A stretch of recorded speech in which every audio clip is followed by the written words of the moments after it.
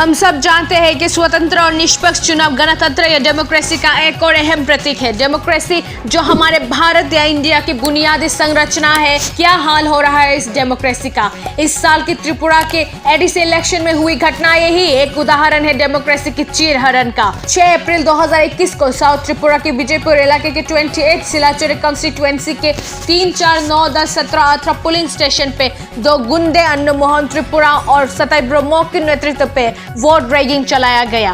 यहाँ तक कि इलेक्शन के कैंडिडेट के ऊपर भी हमला किया गया। वहाँ के इलेक्शन एजेंट और प्रोसीडिंग ऑफिसर को भी उन गुंडों के साथ वहीं पर खाते पीते देखा गया।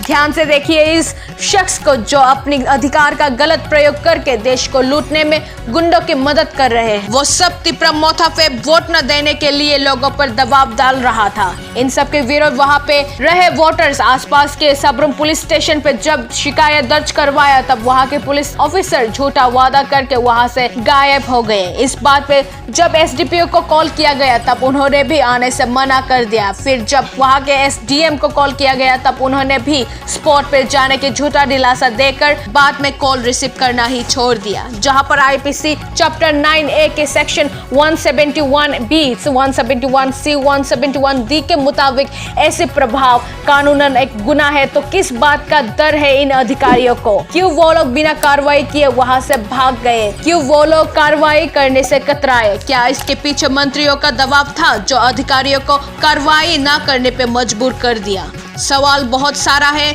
लेकिन सभी सवाल का जवाब सिर्फ सरकार के पास है। जनता उत्सुक है डेमोक्रेसी के इस हाल के पीछे के कारण को जानने के लिए। फिर मिलते हैं आगे की खबरें लेकर, तब तक नॉर्थ ईस्ट का खबरों को जानने के लिए जुड़े रहिए कोकतमा कोक हिंदी के साथ।